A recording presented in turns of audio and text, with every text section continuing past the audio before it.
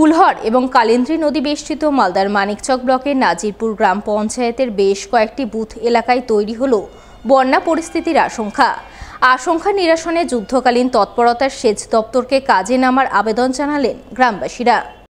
জানা গেছে মানিকচক ব্লকের নাজিরপুর গ্রাম পঞ্চায়েতের হরিপুর, ভিটাপুর, জিতমানপুর, লস্করপুর, মোহাম্মদপুর, লক্ষ্মীকুলের মতো বেশ কয়েকটি বুথ এলাকায় হাজার দশেক মানুষের বসবাস। এই সমস্ত এলাকার একদিকে ফুলহর নদী এবং অপরদিকে রয়েছে কালিন্দ্রী নদী। বর্তমানে দুটি নদীই ফুলে ফেঁপে উঠেছে। গত কয়েকদিনে দুটি নদী সংলগ্ন বিভিন্ন অসংরক্ষিত এলাকায় জল ঢুকতে শুরু করেছে। ইতিমধ্যে জল ঢুকেছে বেশ কিছু চাষের জমিতেও।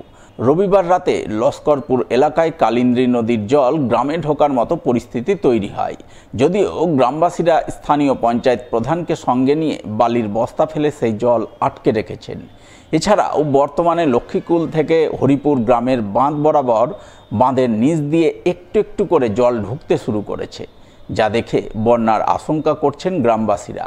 তাই যুদ্ধকালীন তৎপরতায় পরিস্থিতি মোকাবিলার জন্য প্রশাসনিক উদ্যোগ গ্রহণের দাবি জানাচ্ছেন তারা। আমাদের এলাকার পরিস্থিতি খুবই খারাপ আছে। আতঙ্কে আছি কি জলটা ঢুকে গেলে আমরা ভেসে যাব। জল একদম বাঁধ বরাবর আছে। একটু হলে বাস 2 আঙুল বাড়লে জল বেরিয়ে যাবে। আমরা 5টা বুথ ভেসে যাব। এই প্রসঙ্গে নাজিরপুর গ্রাম পঞ্চায়েতের প্রধান দেবাশিস মণ্ডল এবং মানিকচকের সিপিআইএম নেতা দেবজ্যোতি সিনহা জানান, পরিস্থিতি ভয়াবহ। যে কোনো মুহূর্তে ফুলহর এবং কালিন্দ্রী নদীর জলে এলাকায় বন্যা পরিস্থিতি তৈরি হতে পারে। তাই তারা ইতিমধ্যে প্রশাসনের বিভিন্ন মহলের সঙ্গে যোগাযোগ করে পরিস্থিতি মোকাবিলার দাবি জানিয়েছেন। অবস্থাটা খুবই খারাপ আছে। রাত্রের সময় মানুষ 9:30টার সময় আমাকে ফোন করে এই জায়গাটাতে জল এপার ওপার হচ্ছিল। আমি রাত্রে নিজে এসে নিজে ট্রাক্টর করে জায়গাটাকে বন্ধ করেছি। এবার কিছু একটা ব্যবস্থা নিবে, ইরিগেশন দপ্তরের লোক এসছে, উনারা দেখছেন। এবার আমিও দেখছি কি করা যায়, কিভাবে থামা যায়।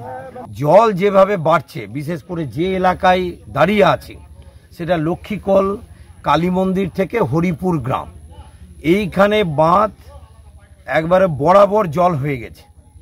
আর যদি 4-5 ইঞ্চি জল বাড়ে তাহলে 5টা বুথের 10,000 লোক বিপর্যস্ত হবে বন্যায়। এগুলো হচ্ছে সেচ দপ্তর এই বাঁধগুলো রক্ষণাবেক্ষণ করে না, দেখভাল নাই।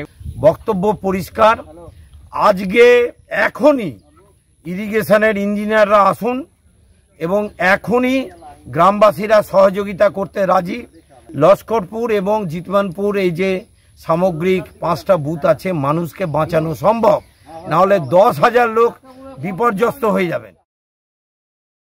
মালদার কালিয়াচক থানা এলাকায় বিপুল পরিমাণ নিষিদ্ধ মাদক উদ্ধার। পৃথক পৃথক 2 অভিযানে প্রায় 2.5 কোটি টাকার মাদক সহ ধৃত 3 মাদক পাচারকারী। পুলিশ সূত্রে জানা গেছে, ধৃত 3 পাচারকারীর নাম যথাক্রমে সামেদ শেখ, বয়স 20 বছর, শামিমা আক্তার, বয়স 30 বছর এবং অপরজনের নাম মোহাম্মদ রফিকুল ইসলাম। 3 জনেরই বাড়ি মালদার কালিয়াচক থানা এলাকায়। এদের মধ্যে সামেদ এবং শামিমা আক্তারকে কালিয়াচক থানার পুলিশ জালালপুরের নতিপুর এলাকায় 12 নম্বর জাতীয় সড়ক থেকে পাকড়াও করে। তল্লাশিতে ধৃতদের হেফাজত থেকে উদ্ধার হয় 1 কেজি 539 গ্রাম ব্রাউন সুগার এবং রফিকুল ইসলামকে গোলাপগঞ্জ ফাঁড়ির পুলিশ পাকড়াও করে সুজাপুর এলাকা থেকে। তার হেফাজত থেকে উদ্ধার হয় 520 গ্রাম ব্রাউন সুগার। সব মিলিয়ে পৃথক পৃথক 2 অভিযানে প্রায় 2.5 কোটি টাকার মাদক উদ্ধার হয়। ধৃতরা বিপুল পরিমাণ মাদক কোথায় পেল, কোথায় পাচার করতে যাচ্ছিল, এই পাচার চক্রে আর কে বা কারা জড়িত রয়েছে তা খতিয়ে দেখতে সোমবার ধৃতদের পুলিশি হেফাজতে নেয়ার আবেদন জানিয়ে পেশ করা হয় মালদা জেলা আদালতে।